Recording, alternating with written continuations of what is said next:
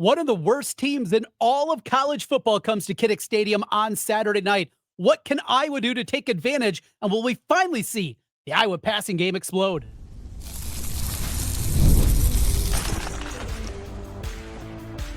You are Locked On Hawkeyes, your daily podcast on the Iowa Hawkeyes. Part of the Locked On Podcast Network, your team every day.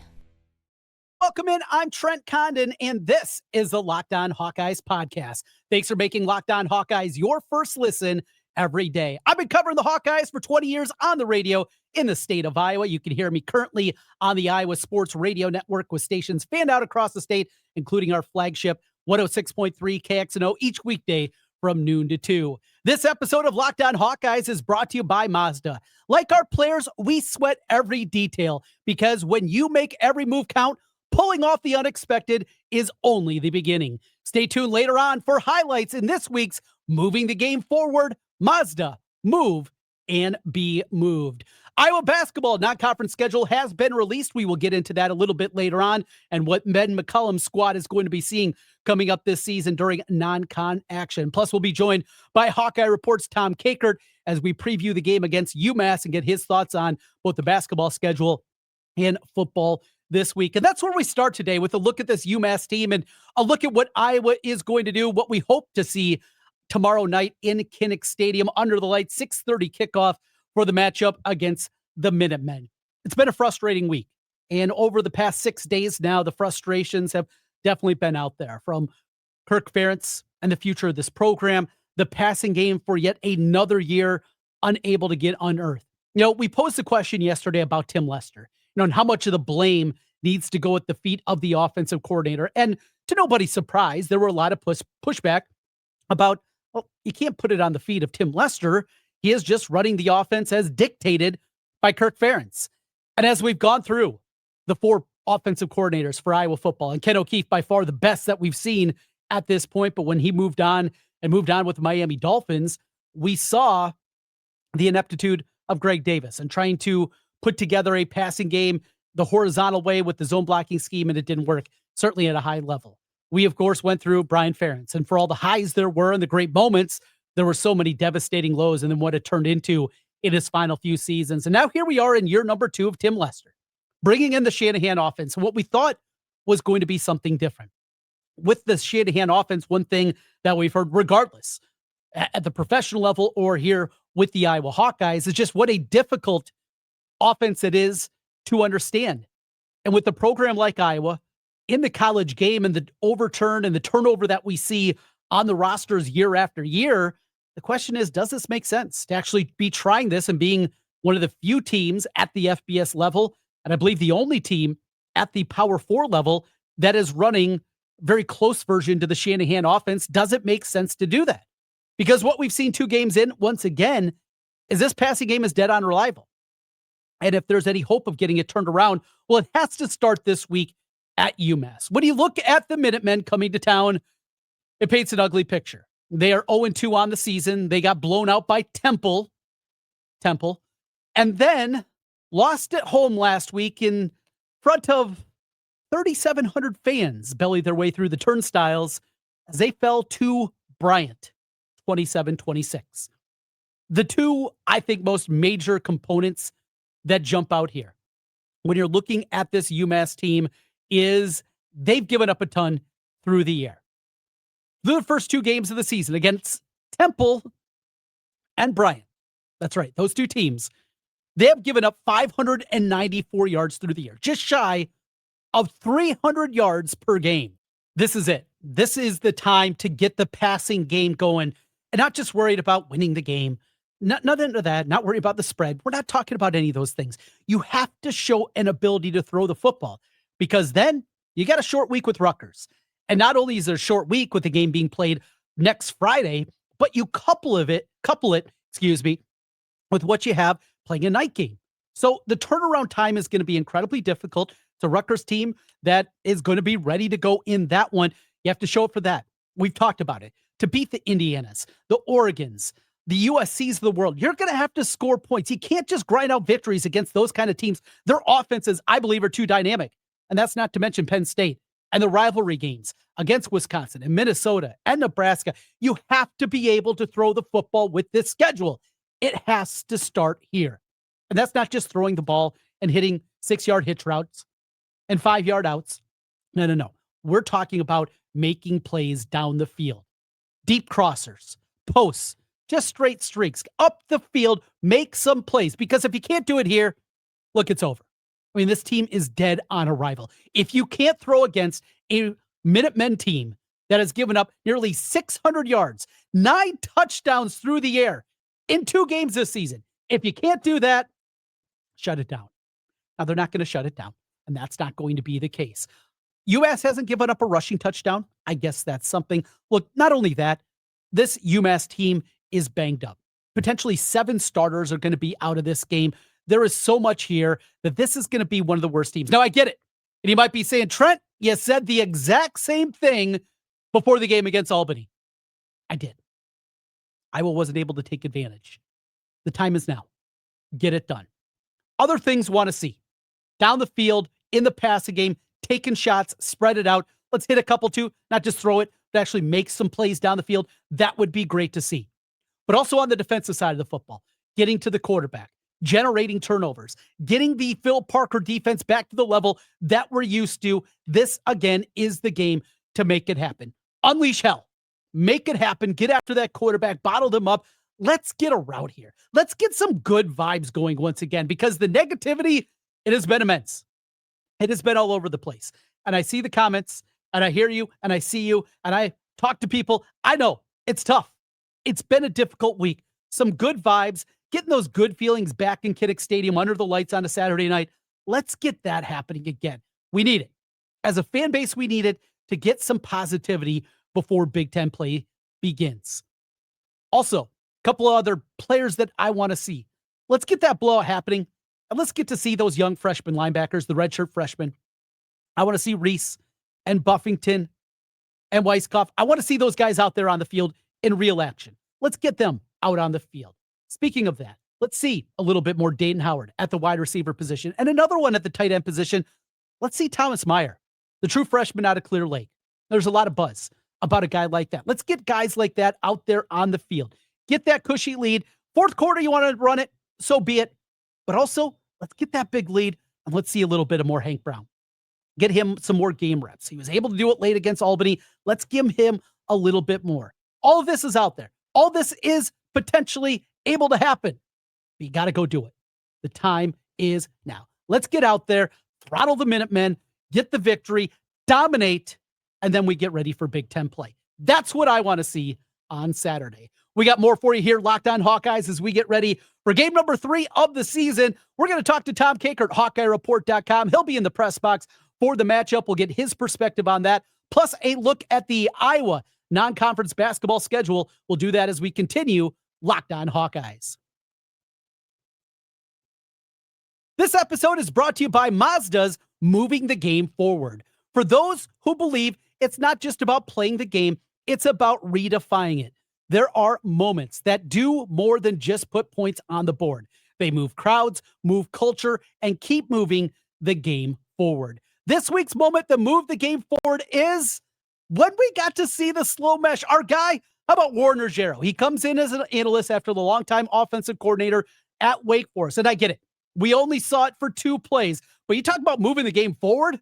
I mean, that's absolutely it. And in Iowa football, we know it's not always moving the game forward. It feels like it's sometimes stuck back a little bit further back. Not the case with Warren Ruggiero and the slow mesh. Let's get that going a little bit more, and that is something that definitely moved the game forward. When you follow what moves you, the unexpected is only the beginning. And just like there's more to every highlight, there's more to a Mazda vehicle. Mazda, move and be moved. Let's get to Tom Kakert, HawkeyeReport.com. He joins the program. All right, Tom, let's perfect world this one. What would be best case scenario for the Hawks? Convincing win, quarterback looks good, backup quarterback gets some time. What would appease the fan base? need to take some shots down the field. I think that would certainly be something. See that speed out there. Yeah. Take us back to Tuesday, and Kirk was asked about the wide receivers going short of the sticks and that kind of thing.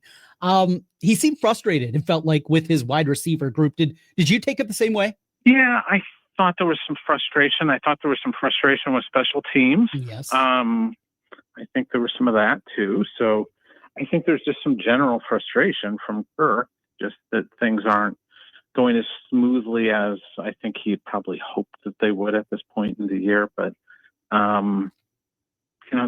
they just have to find a way to do some things differently and get them better on offense, because it's a slog right now. It just is. And if they come out tomorrow and the UMass game looks a lot like the Albany game, it's going to be brutal. Yeah. It's going to be brutal. Just will. I mean, it's just, they've got to do something in the first half, and they've got to, go to halftime at like 28-0 or something. Mm-hmm. People will be like, oh, okay, that's good. That's positive. But if it's like, oh, we're sitting at, 17-7, everybody's going to be like, oh, here we go again. Yeah. Yeah, get Phillips involved, maybe get him a long pass, or maybe Seth Anderson. So, Tom, and I appreciate you doing this because I know nothing about UMass. I can't bring myself to look at this team because it's just seemingly, when you get beat by Bryant, I mean, help me. What did UMass do well or average, I guess? What did they do that might give Iowa difficulty tomorrow? They haven't given up any rushing touchdowns this year. There you go. How about that? They haven't, but they've given up 9 touchdown passes in 2 games to Bryant and Temple. So you better be able to throw them. You have to be. They're giving up 2. I think it was 297 or 279. I can't remember if I'm transposed. Anyway, close to 300 yards a game in the air to Temple and Bryant. So if Iowa can't throw the ball against us, and they're beat up, their backup quarterback's going to be in there, a guy who transferred from Yale. Their best wide receiver, T.Y. Harding, is out, so they've really got just one receiver. I think 2 of their 2 starting corners are out too. I think they've got like 7 or 8 starters that are out. So if Iowa can't pound this team, I mean, you look at the Sagarin rankings, and in the Sagarin rankings, I think UMass is like 2 spots ahead of Drake. Good God. Non-scholarship. I take Drake. Yeah. Give me Woodley's group. Yeah. They'll get it done. Absolutely. So a question for you. Mentioned the wide receivers, the tight end position. Estranga's going to be out for the season with the Achilles injury. Zach Ortworth admitted that he's not a very good blocker on Tuesday. Okay, that's eye-opening. Yeah. Thomas Meyer, heard a lot about him in the recruiting. I mean, I would say it's not very often that Texas A&M and Miami are making their way up to Clear Lake, right? But they were there looking at him. He was on the travel squad. He's a guy that is going to be part of the plans eventually. I mean, is it time to take the bubble wrap off and say, let's see what we got here? Avaname, the kid from Carroll Kemper, that's another one that's been getting a little bit of buzz. Take us into the tight end position. Yeah, I would say Meyer's the one I'm intrigued with. Yeah. Also, Michael Burt. We kind of just pass over Michael Burt, but he was the guy, redshirt freshman. He was also traveling this week, but I think they've probably got it. They were clearly thinking about playing Meyer already because he was on the travel roster, and he's been kind of in that. You can kind of tell at the first home game, like which guys are like, hey, we're just going to redshirt this guy probably, and guys that they're kind of thinking about, because Meyer was always around the huddle out during timeouts where like Mason Woods and Eli Johnson, the other 2 freshman tight ends, were on the sidelines, not near the huddle. So they're clearly kind of getting that guy ready to go. And I think you just got to take the wrap off of him, as you said, and just let him play and see what he can do, because I think they really like him. It's going to help the offense too when they eventually get Vanderzee. I mean, Gronowski admitted that Vanderzee was like one of his favorite guys to throw to, and now he doesn't have him, and Mar Moulton, the top running back, has been out. So I mean, there is some extenuating circumstances, but they still should. If if this thing's not, if they don't cover this 35, something's wrong, I think. Over under 1.5 punts for Dakin. He might get 2. You think so? I'd take the under. If they're I that don't even bad. know if he will, or they might be that bad though. Yeah. This might be one of the worst teams that's ever come into Kinnick. Oh my God, that's pathetic. Let me ask you about Moulton and Van Zee. What's the prognosis? Any chance they play Friday at Rutgers? Don't know. Vanderzee, we saw him last week and he was still in a boot. So that's one of the things we're going to check on Saturday is he's still in a boot. And if he's out of the boot, then maybe you got a chance to get him ready. I think one of the interesting things too this week is, do they just it's a short turnaround. I mean, you're playing a Saturday night game and then you got to travel and you got a Friday night game. So you got the win. It's not like you're playing at 11 a.m. You can get off your feet and be done by 2:30 and rest up on Saturday. It's late into the night. So I'm going to be curious if they start shuttling in some guys fairly quickly. Kirk goes to the second unit fairly quickly on Saturday if they can get a pretty significant lead and just kind of cruise in to the finish line. Iowa, this is not very Iowa defense like. They are sitting with just 2 sacks on the season. Yeah. 4 consecutive games without an interception. First time since 2014. That has been the case. Does it count this weekend if they get one? It should, because it's been a long time. Okay. But what's happening with the deep? I mean, they look buttoned up. They look solid, and holding Iowa State to those early field goals. There were a lot of good things, but those are really major parts of the Phil Parker defense. Getting the quarterback and getting some picks. What's going on there? And yes, hopefully you get it done this weekend. But any concern with you when you hear those 2 numbers? Yeah, it is concerning that they have not gotten. But it was either last year or the year before. They were they were sitting like 3 games in and had like 1 or 2 sacks or something, and they ended up with 30. So it's like they always seem to find a way to get there, but they have not gotten there yet. And I think the thing that's concerning too is that they just have not created turnovers yet.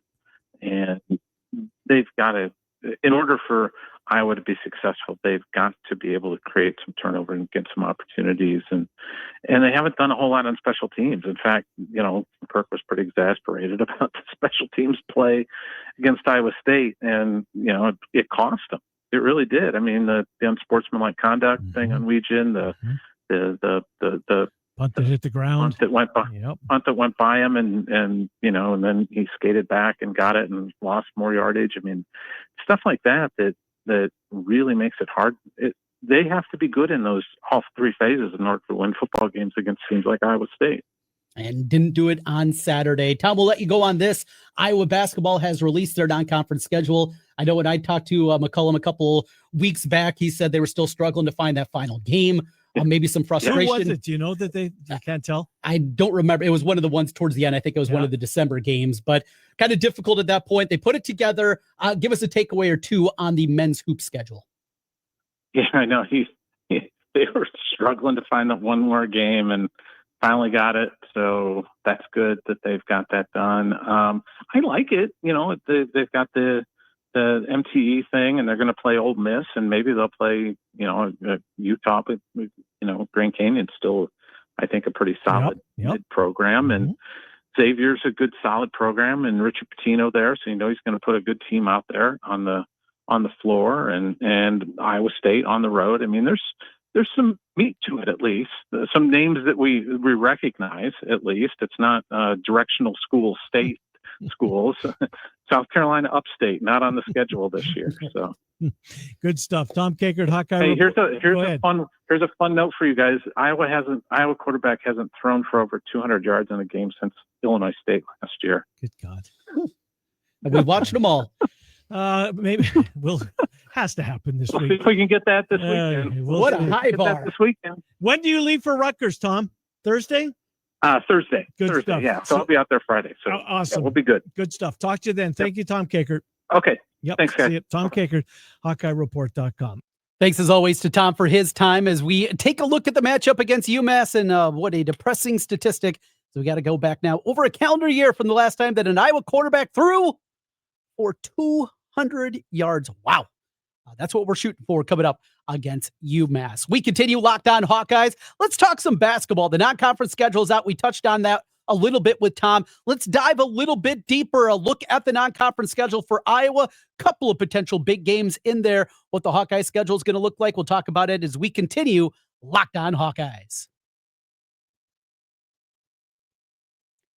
If you're trying to stay on top of your routine, whether that's workouts, long days on campus, or staying focused through back-to-back classes, hydration is where it all starts. And that's where Drip Drop comes in. Drip Drop is doctor-developed and scientifically proven for fast hydration. It uses the perfect balance of sodium electrolytes and glucose to help your body absorb fluids quickly, delivering 3 times the electrolytes and half the sugar of a leading sports drink. I tried a lot of the electric powders. Nothing tastes so good or works as fast as Drip Drop.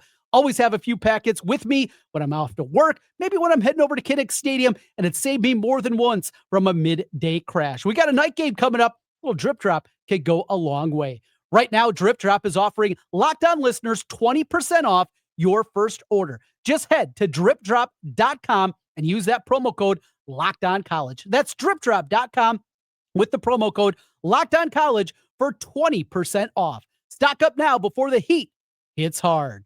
Today's episode is also brought to you by DoorDash. Well, it's almost the weekend. Time to look back and crown this week's MVP on Who Delivered, powered by DoorDash. Just like you can win every Saturday with DoorDash Streaks, saving more every time you order, these players delivered when it mattered most. Let's break it down. For the Hawkeyes this week, it's Jazion Patterson who delivered in a big-time way. He came in, he ran hard, he helped move the offense after some struggles at the running back, and when the pressure was on, Jazz, he came through. No hesitation, no delay.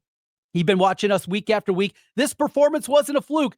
Jazion Patterson is on a streak. And just like Jazz delivered for the Hawkeyes, DoorDash delivers your Saturdays. With DoorDash Streaks, you save every Saturday you order. Stack it up all season, and you could save up to $250, including $100 in DoorDash credits. Order this Saturday. Keep the streak alive.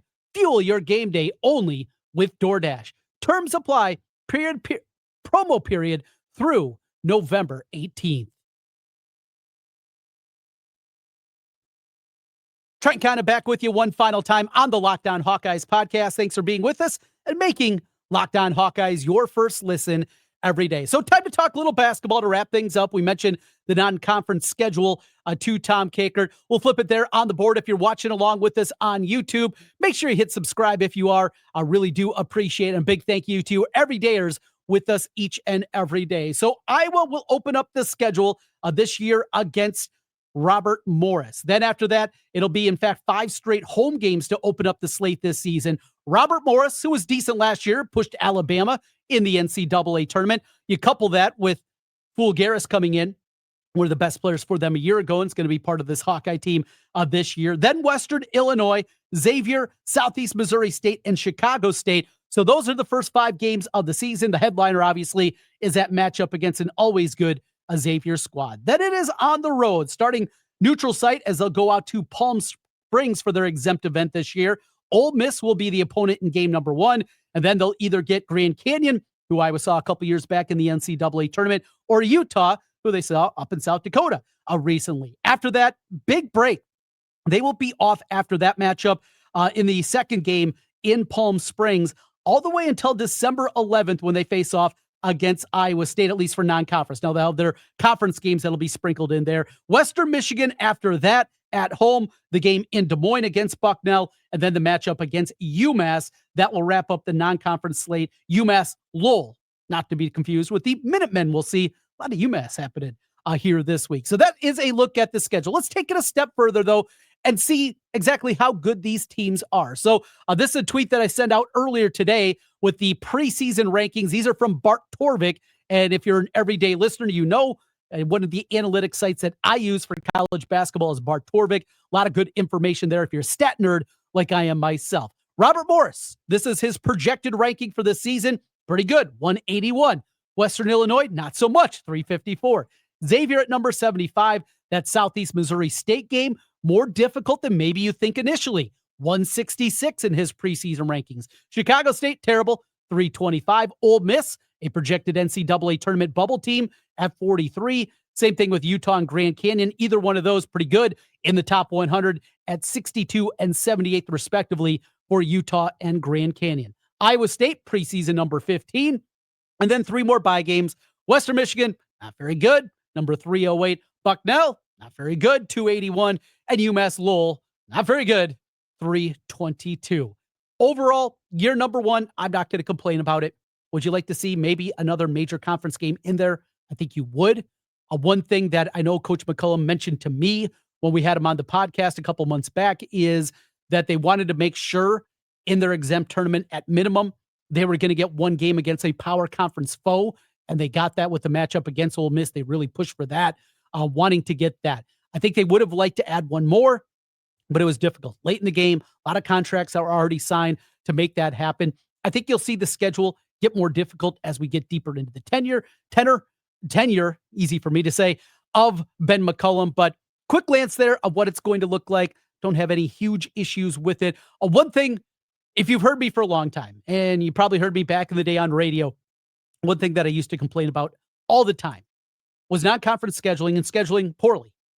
Not because everybody doesn't play bye games, because they do. However, when we went through and looked at it, one thing that you saw is Fran McCaffrey had a problem with this. I mean, this dates back to the Dr. Tom era. When the RPI was the system that was used for selecting the NCAA tournament, and when you played those just dregs of college basketball, the worst of the worst, those teams in the 300s, they would drag down your non-conference strength of schedule, even if you scheduled well outside of the bye games. They were that much of an anchor on your ranking.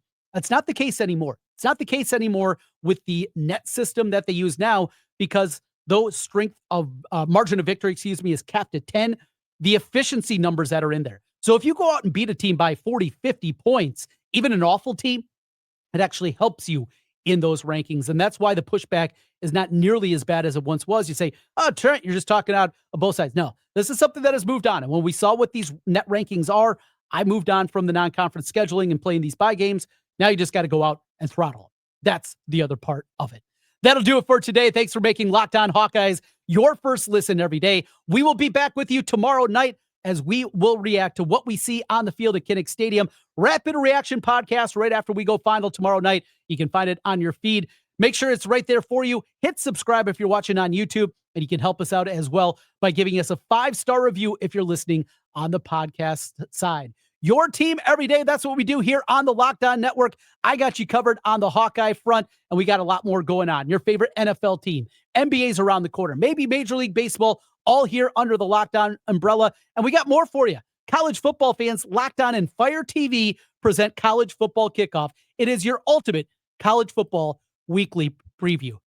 Drake Toll from Locked On Big 12 leads the conversation alongside 2-time AP Coach of the Year Gary Patterson, former college star Jesse Holley, and Locked On's local experts. A college football preview only Locked On can do. Catch College Football Kickoff every Thursday throughout the season only on Fire TV. We'll talk to you again tomorrow night after it goes final with the Hawkeyes and the Minutemen. Until then, go Hawks.